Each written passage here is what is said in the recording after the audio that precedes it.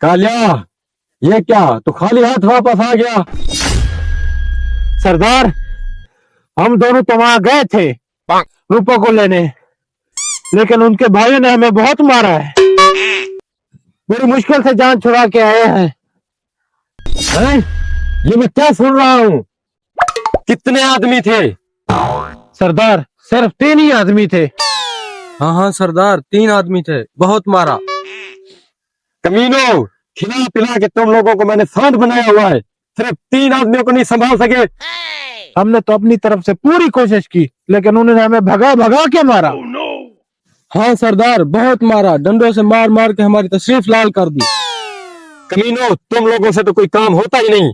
अब चलो, इसको मैं खुद लेकर आता हूँ। चलो।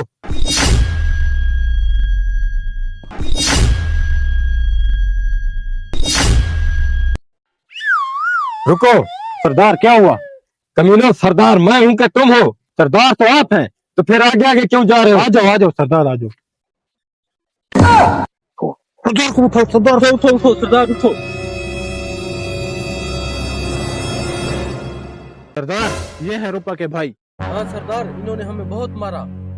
ये 3 लोग हैं वो? हाँ। अच्छा, तो ये है सरदार जो हमारी रूपा को लेने आया था।